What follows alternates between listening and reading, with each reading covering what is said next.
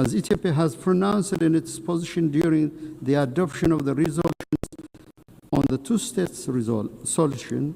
In a major diplomatic move, U.S. Secretary of State Marco Rubio recently reached out to Ethiopian Prime Minister Abiy Ahmed Ali, asking him to consider sending Ethiopian troops to a proposed international security assistance force for Gaza. Genocidal intent against the Palestinians. The policy of extermination. Genocide, crimes against humanity and war crimes. Occupation, settled colonial apartheid and genocide. Colonialism, oppression and apartheid.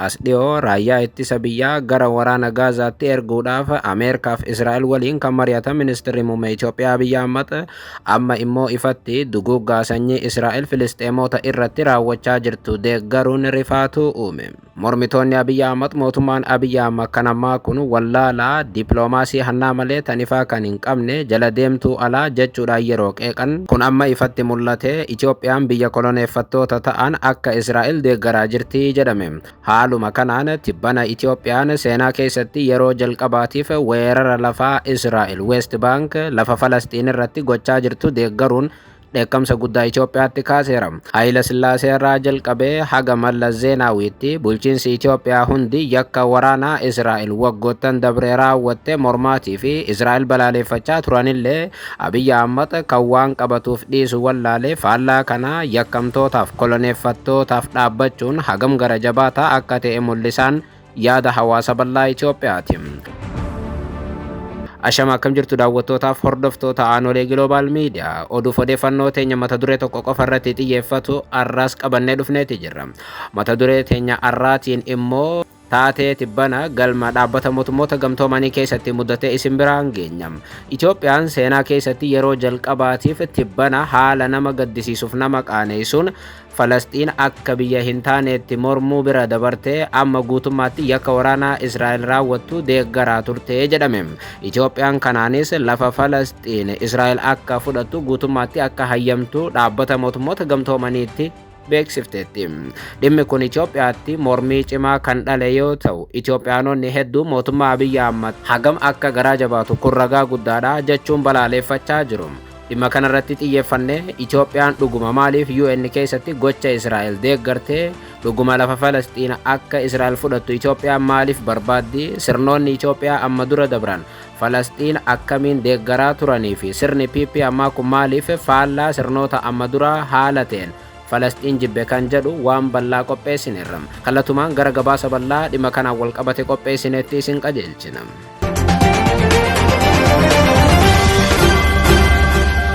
Still a figure of dignity, Haile Selassie is spending his time in contemplation and prayer with his family, while travelers from Addis Ababa report that the capital is still a city of despair.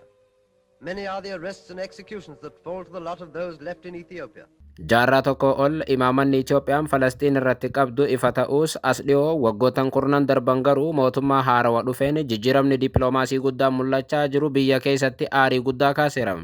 Biyyi waggaa dheeraadhaaf duguuggaa sanyii Falastiin irratti raawwatamu mormitu weerara Israa'el Falastiin irratti gaggeessaa turte mormuudhaan beekamtu biyyi weerara koloneeffattootaa diduudhaan addunyaa biratti maqaa guddaa qabdu Itoophiyaan haala nama gaddisiisuun murtee ummataa malee yaada nama dhuunfaa kan jibba ummata tokkoo qabuun weerara Israa'el deeggaruun aarii guddaa kaasuu isaati. Hedduun mootummaa Abiy Ahmed yakkamtoota deeggare jechuun mormii isaanii Itoophiyaa keessatti dhageessisaa jiru. Kunis murtee Itoophiyaan tibbana galma dhaabbata mootummoota gamtoomanii keessatti murteessite hordofeeti. Murtee Itoophiyaan tibbana Falastiin irratti biyyoota 30 ol faallaa dhaabbachuun dabarsite armaan gaditti qopheessineerra. Kana dura garuu hariiroon Itoophiyaatii fi Falastiin jidduu jiruu fi mootummaan Itoophiyaa amma dura Falastiin akkamiin ilaalaa ture, Israa'el akkamiin ilaalaa ture kan jedhu haa ilaallu.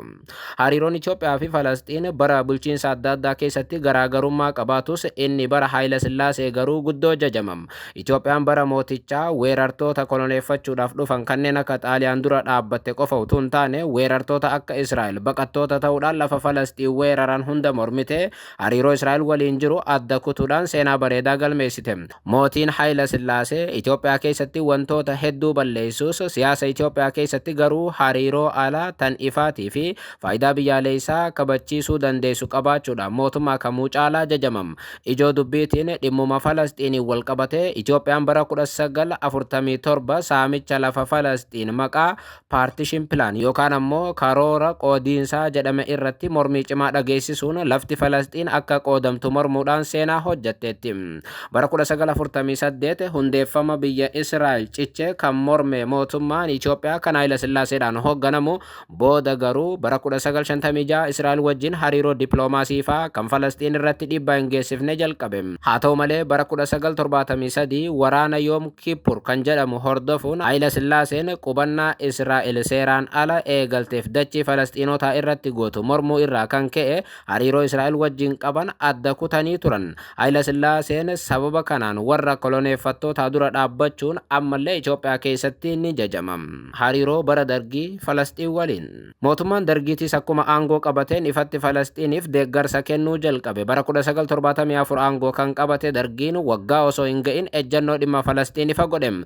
Dargiin waggoota booda jechuun bara 1978 waajjirri dhaabbata bilisummaa Falasxiin PLO jedhamu Finfinnee keessatti akka banamus hayyama laachuun seenaa mataa isaanii hojjetan. Kan nama dhibu immoo kanuma jidduutti Itoophiyaan ifatti biyya Falasxiiniif beekamtii haqaa kan kennite Guraandhala 4-1989 wayita Mangistuun aangorraa fonqolfamuu dhiyaatetti ture. Bara EPRDF yookaan bara wayyaanee hariiroo Falasxiin waliin. Mootummaan Itoophiyaa bulche kan biraa isa wayyaanee nuti sirnaan beeknu kana yoo ta'u sirni EPRDF kan wayyaaneen hoogganamu ejjannoo Itoophiyaa cimaa sana itti fufsiisuun tarsimoo biyyoota lamaa yookaan two state solution deeggaruu itti fufem. Kun Israa'elii fi Falasxiin akka biyyaatti kan deeggaru yoo ta'u immoo mootummaan Falasxiin magaalaa guddoon isaa Jerusalem ta'us mirkaneessee ture mootummaan Mallas. Asitti dhugaa kana baruudhaaf imbaasiin Itoophiyaa Israa'el jiru arrallee Jerusalem kan hin jirre yoo ta'u kunis magaalaan tan Falasxiin ta'uu mirkaneessaa jedhame. Ammallee imbaasiin Itoophiyaa Israa'elitti argamu Tel Aviv jira. Mootummaa wayyaanee sababa two state solution deeggareef jecha hariiroo dippiloomaasii Israa'el wajjin qabu deebisee dhaabuun bara 1989 haga 1991tti dantaa nageenyaaf teekinooloojii jiddugaleessa haala godhatee waliin hojjechuu eegalee jedhamam. Kanaafis bara 2012 Itoophiyaan Falasxiiniif sagalee kennuudhaan Falasxiiniif sadarkaa biyya hordoffii yookaan observer state jedhamuun dhaabbata mootummoota gamtoomanii keessatti akka bakka qabaattu deeggarteetti. As Ethiopia has pronounced in its position during the adoption of the resolutions on the two-state solution, the international community should join hands to end the vicious cycle of violence. Bara sirna PP Falasxiin waliin hariiroo Itoophiyaan qabdu. Mootummaan Itoophiyaa kan Abiy Ahmadiin hoogganamu inni ammaa kun immoo faallaa sirnoota kana duraa ta'uudhaan arra ifatti yakka waraanaa Israa'el Falasxiin irratti raawwattu weerara isiin gaggeessaa jirtu deeggaraa jiraachuu deddeebiin addunyaa ragaa baati. Mootummaan Itoophiyaa kan Abiy Ahmadiin hoogganamu kun ammallee tarsiimoo biyyoota lamaa deeggaruu kan itti fufe ta'ullee dantaa naannoo maqaa jedhuuf dhiibbaa biyyoota alaa irraa kan ka'e yakka waraanaatii fi yakkamtuu addunyaa tanaa Israa'el deeggaruu irratti argamam. Dhuguma dantaa biyyaalessaa irratti walii galamus garuu arra Itoophiyaan Israa'el waliin hariiroo gaariin qabdu yakka waraanaa Israa'el akka deeggartu isii hin dirqisiisuu jedhu warri dhimma kana hordofan. Badiilee mootummaa Abiy dhimma Falasxiinii wal qabate.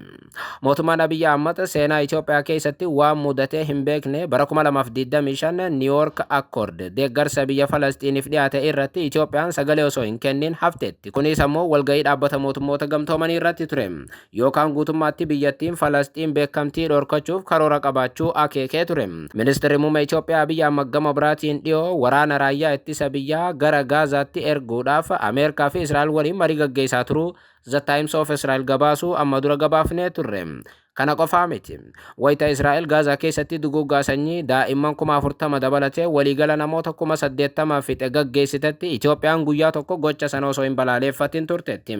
Kun hafee ministeerri muummee Itoophiyaa Abiy Ahmad lammiilee Gaazaa Israa'el buqqaasuudhaaf murteessite fudhachuudhaaf marii irra turu AGM gabaasaalee idil addunyaa hedduu wabeeffachuun amma dura gabaasaa tureera. Kanaafis ammoo hoogganaa olaanaan Mossad Waashingtanitti imalanii turu amma dura yeroo lama gabaafnee turre. Kun guutummaatti ministeerri muummee Abiy Ahmad yakka waraanaa Israa'el West Bankis akkasumas ammoo Gaazaa keessatti raawwattus deeggaruu mirkaneessaa jedhan mormitoonni.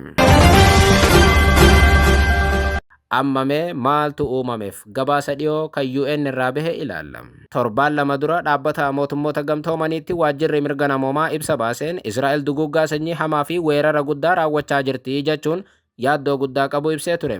Gabaasni waajjira mirga namoomaa dhaabbata mootummoota gamtoomanii irraa ba'e sun gocha mootummaan Israa'el Gaazaa fi West Bank keessatti raawwachaa jiru ilaalchisee yaaddoo qulqulleessa sanyii yookaan ammoo ethnic cleansing jedhu ni kaasa.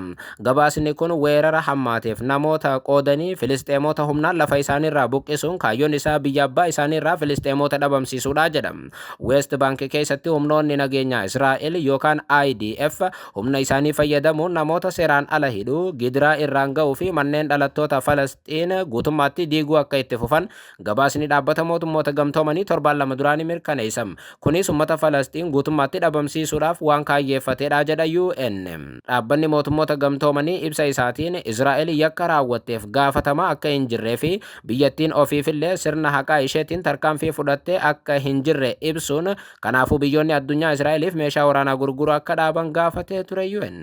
Dhimmuma kanaan wal qabatee guyyaa 5 dura UNHRC'n sagalee sassaabeera. Haaluma kanaan guyyaa 4 dura Itoophiyaan mana maree mirga namoomaa dhaabbata mootummoota gamtoomanii irratti sagalee kennuudhaaf wayita wal ga'an isin ammoo yakka waraanaa Israa'el deeggaruun himame. Itoophiyaan walga'ii dhaabbata mootummoota gamtoomanii kan UNHRC 61ffaa irratti murtii qubannaa seeraan alaa Israa'el balaaleffatu L36 jedhamu irratti mormii noo jedhu dhageessisuun yookaan ammoo biyyoonni 36 miseensa UN ta'an sun seeraan ala weerara lafa Falasxiin irratti qubannaa taasifamaa jiru yoo balaaleffatan, Itoophiyaan immoo lafa Falasxiin qabachuun Israa'el kun sirriidha jechuun Israa'el cinaa dhaabbatteetti. Guutummaatti biyyoonni 36 Israa'el weerara lafaa West Bank keessatti gaggeessaa jirtu akka dhaabdu gaafatan. Itoophiyaan ammoo Israa'el lafa kana weeraruu qabdi jetti. Jaarraa tokko ol falmituu mirga Falasxiin kan turte Itoophiyaan tarkaanfiin ishee kun biyyoota mormii noo jedhu dhageessisan biroo lama jechuun Riippaabilika Cheekii fi Masiidooniyaa kaabaa qofa wajjin akka hiriirtuu ishee taasiseera. Kunis biyyoota Afrikaa kaan irraa Itoophiyaa adda baasa. Biyyoonni Afrikaa hundi isaanii murtee Israa'el dura dhaabbatanii akka West Bank keessa baatu gaafatan. Itoophiyaan immoo West Bank weeraramuu qabdi jechuun lafa Falasxiin akka weeraramtu deeggarteetti. Biyyoonni akka Keeniyaa dippiloomaasii ifaa qaban kan Israa'el waliinis hariiroo gaarii qaban wanti Israa'el gochaa jirtu koloneeffachuu hamaadha jechuun yoo morman kunis duguggaa sanyii ifaatii jechuun yoo dura dhaabbatan Itoophiyaan gaafa dur Falasxiinota cinaa dhaabbatte arra garuu kun koloneeffannaa miti jetteetti. With a genocidal intent against the Palestinians. The policy of extermination, of genocide, crimes against humanity and war crimes, Occupation, settled colonial apartheid and genocide. Colonialism, oppression, and apartheid. Colonization. Colonized. I now give the floor to the representative of Ingenieur du Monde. Tarkaanfii mootummaan Abiy UN keessatti fudhate kana hordofe lammiileen Itoophiyaa baay'een tarkaanfiin kun seenaa biyyattiin koloneeffataa mormuudhaan qabdu wal hin simu jechuun mormaniiru. Keessumaa miidiyaa hawaasaa gubbaatti hedduun kun maqaa Itoophiyaa xureessaa jedhan. Itoophiyaan biyyoota 36 keessaa kophaa isheetti baatee lafti Filisxeem weeraramuu qabdi kan jedhu uummanni biyyattii dideera. Ammallee namoota hedduudhaaf kan hin galle Itoophiyaan qubannaa Israa'el deeggartee akka biyyattii West Bank fudhattu hayyamtullee murtii mirga ofiin of bulchuu Falasxiiniif garuu deeggarsa kenniteetti. Kunis garaagarummaa dippiloomaasii ishee mul'isaa jedhame. Gama tokko mootummaa Falasxiin ni deeggarraa jetti Itoophiyaan, gama biraatiin lafti Falasxiin ammoo Israa'eliin haa fudhatamtu jetti. Kun ammoo guutummaatti siyaasa wal dhahaadhaa jedhu mormitoonni. Mormitoonni Abiy Ahmed mootummaan ammaa kun jalqabuma wallaalaa dippiloomaasii annaa malee tanifaa kan hin qabne jala deemtuu tooftaa tokkollee hin beekne jechuun mormaa turan. Kun ammoo amma ragaadhaan mul'achuu isaatii jedhame. Sababii guddaa mootummaan Abiy yakka waraanaa Israa'el deeggaruuf kan jedhame. Dhimmi kun kallattiidhaan Ijipti waliin akka wal qabatus ni amanama. Keessumaa hidha haaromsaatiin wal qabatee Itoophiyaan Israa'el fayyadamtee Ijipti doorsisuudhaaf jecha yakka waraanaa Israa'el Gaazaatti raawwattuu fi West Bankitti raawwattu deeggartii jedhu warri mootummaa kana deeggaran. Dhuguma hidhi haaromsaa dantaa biyyaalessaa ta'ullee Ijipti mormuudhaaf jecha ammoo yakka waraanaa deeggaruun sirrii miti jedha warri mootummicha morman. Gama biraatiin shakkiiwwan jiran akka mul'isanitti walitti dhufeenyi Itoophiyaan Emireetota Araba gamtoomanii Yemanii UAE wajjin qabdu dhiibbaa uumuu malaa jedhan. Gabaasni Aljazeeraa akka eerutti ammoo Itoophiyaan biyyoota naannoo galaana diimaatiif gaanfa Afrikaa Israa'el wajjin hariiroo iccitii qaban Hexagon keessatti hirmaachuu dandeessii jechuun shakkii kanaan wal qabate dhimma Falastiin irratti Israa'el waliin akka dhaabbatte Aljazeeraan ereeram. Walumaa galatti mootummaan Abiy Ahmad Hexagonitti dabalamuu fi qaamota biraa of jaalachiisuuf jecha yakka waraanaa Filisxeemota irratti raawwataman deeggaruu irratti argamam. Yeroo gaarii.